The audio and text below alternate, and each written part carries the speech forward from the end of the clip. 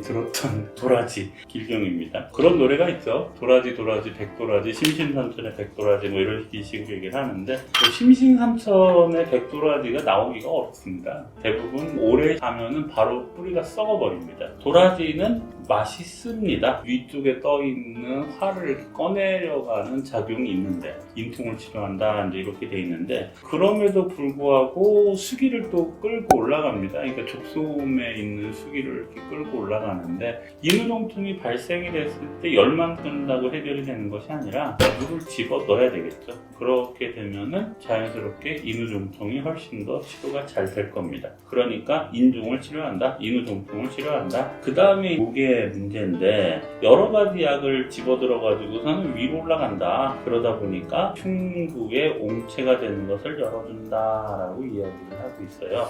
이것 때문에 주즙지제다 이렇게 표현을 합니다. 그래서 약을 끌고 위로 올라간다 이렇게 이야기를 하는데 이 얘기를 하고 싶은 거는 뭐냐면 감초가 들어갔을 때 감질탕을 하고 싶어서 그런 거예요. 감초는 족태음 비에 들어가가지고서 이제 진액을 이렇게 만들어내지 않습니까? 잘못하면 창만 돈다 이렇게 얘기를 했는데 아까 얘기했듯이 위에서는 불을 끄고 밑에서는 수기를 끌어올린다 라고 했는데 올라갈 수기가 없으면 어떻게 돼요?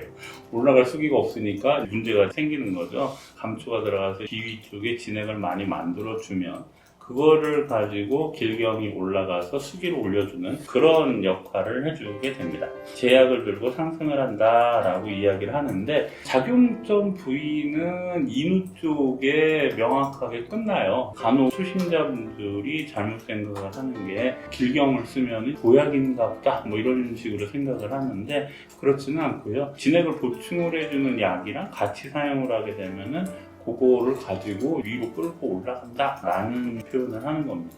그러다 보니까 어떻게 하냐면은 가슴이 답답한 것을 열어준다 라고 되어 있는데 물체를 풀어주는 것이 아니고 누구랑 같이 조합이 되냐면 지각이랑 같이 조합이 돼서 길경지각탕을 썼을 때 가슴이 답답해지는 것을 이제 풀어주는 거예요. 가슴이 답답해지는 것을 풀어준다라고 했기 때문에 길경지각을 쓰게 되면은 막힌 것을 뚫어주죠. 고하는 거를 사하게 되죠. 그렇기 때문에 보약이라고 생각을 하시면 안 돼요.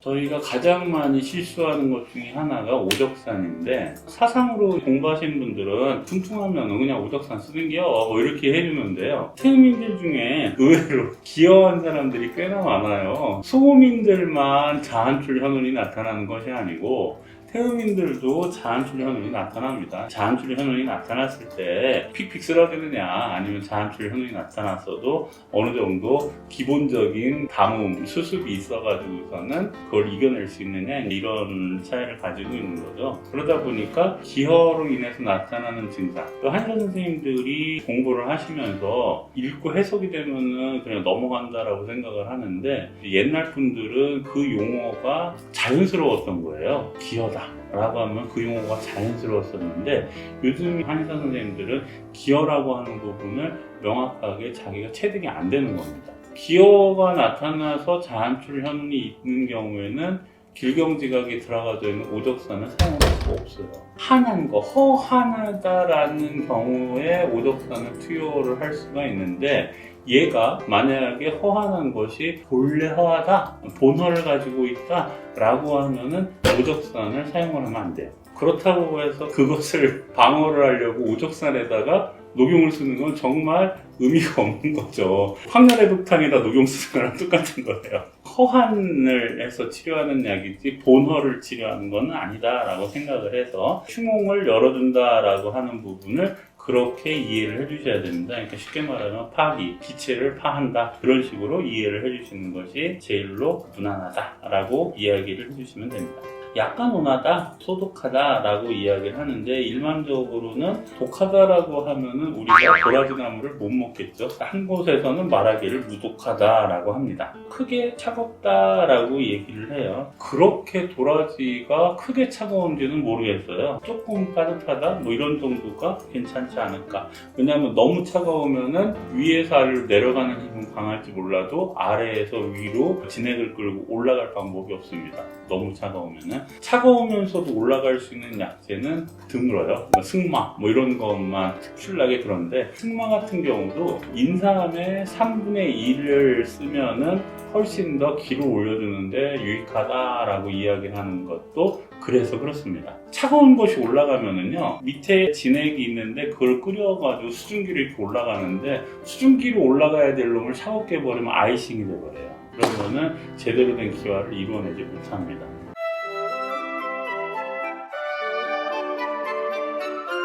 그래서 인삼을 같이 사용을 해주는데 인삼의 분량의 3분의 1을 써라 라고 얘기를 한 거죠. 그렇다 보니까 고지익탕에다가 인삼이 1전 들어갔을 때 승마가 3푼 정도 들어가는 것이 아이디어란 배합니다 라고 이렇게 이야기를 하는 거죠. 용담초를 두려워하고 백급을 두려워한다. 이건 항상 얘기했었었죠. 용담초 백급 같은 경우는 우리가 처방 구성을 하다 보면은 당연히 없어요. 없으니까 크게 신경 안 써도 돼요. 만고불변의 원칙, 돼지고기를 기한다. 이런 식으로 이야기를 하고 있습니다. 노두는 항상 다 거합니다. 용토작용이 있기 때문에 그 노두는 모든 약에서 가능하면 다 거한다라고 봐주시면 되고요.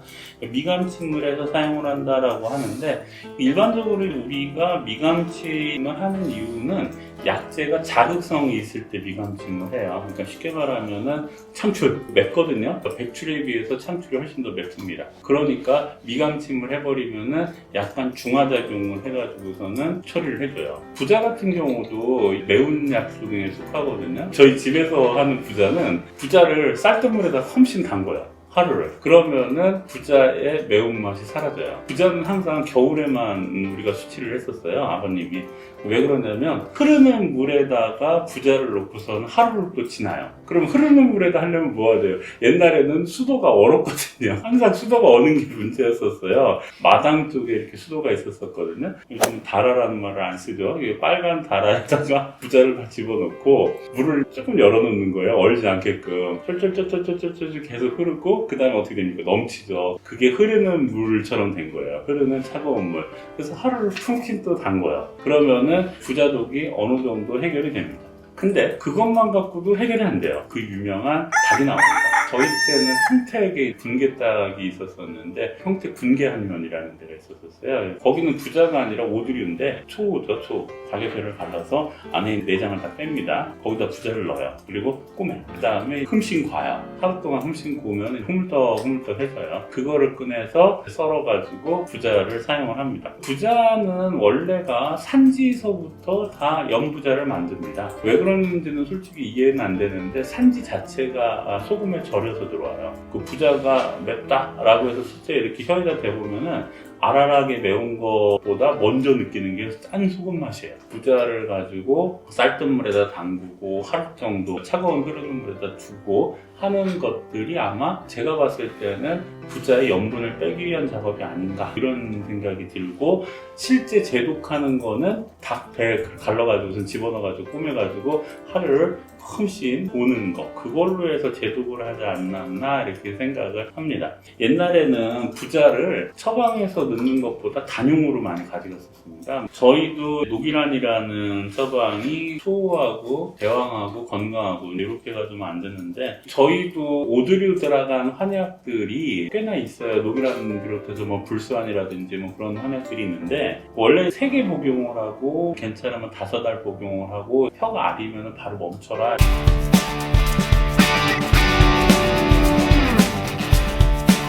오두류를 탕제로 못 쓰는 가장 큰 이유는요. 오두류는 매년 수입이 안 돼요. 대부분 한 3년이나 4년에 한 번씩 수입이 되는데 그때마다 농도가 틀려요.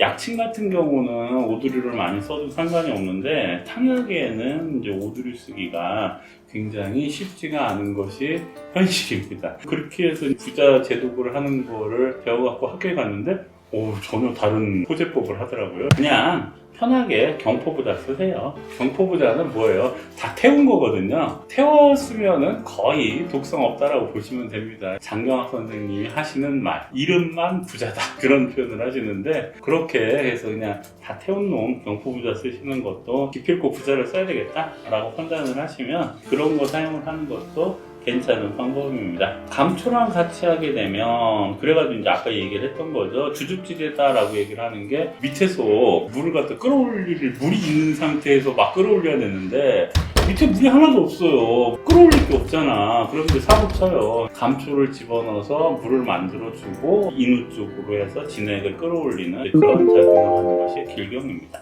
아까 얘기했듯이 길경이 보약이다 이렇게 생각을 하시면 안 되고 진액이 어느 정도 만들어진 상태에서 그 진액을 위로 끌어올려주는 작용을 하는데 지각 같은 약이랑 같이 사용을 하게 되면 도리어 막힌 것을 뚫어주고 하다 보면 손기를 시켜줄 수가 있다. 자한틀이 나타나고 현운이 나타날 정도의 기혈을 가지고 있다라고 하면 충분하게 보약이 있는 상태에서 사용을 하는 건 상관이 없는데 그렇지 않은 상태다라고 하면은 굳이 길경지각을 선택을 할 필요는 없다. 이제 이렇게 이해를 해주시면 됩니다. 길경에 대해서 질문 있나요?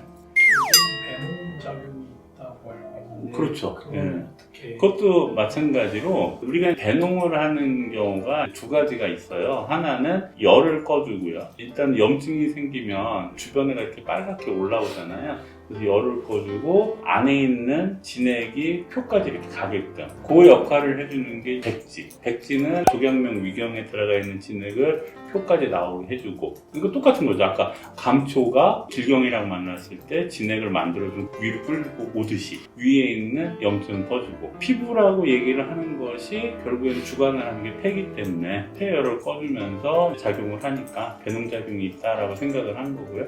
실질적으로 보면은 목 쪽에 집중을 한 거죠. 목에 농을 빼내주는 쉽게 말하면 폐홍이나 폐저에 우리가 길경탕을 쓰잖아요. 그쪽이 있지 이런 겉의 상처는 사실은 좀 오바고요. 이쪽에서 배농을 한다. 이제 이렇게 이해를 해주는 것이 맞는 것이지 않을까 이제 이렇게 생각이 듭니다.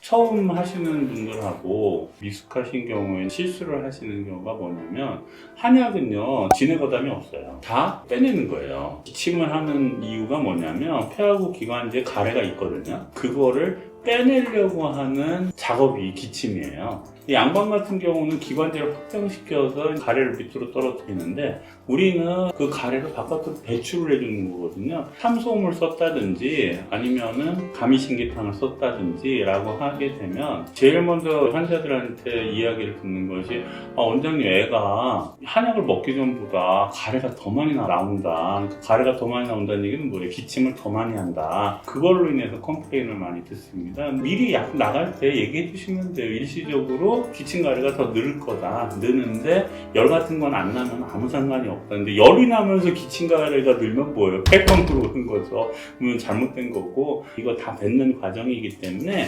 크게 걱정을 안 하셔도 된다. 이렇게 얘기를 해주시면 됩니다. 환기가 지연작용을 한다라고 했을 때도 얘기했듯이 일시적으로 몸에 살짝 큰 땀이 한 번 쭉 나야 돼요. 그렇게 되면은 지연이 바로 오거든요. 그런 게 없으면 한참 걸리는 겁니다.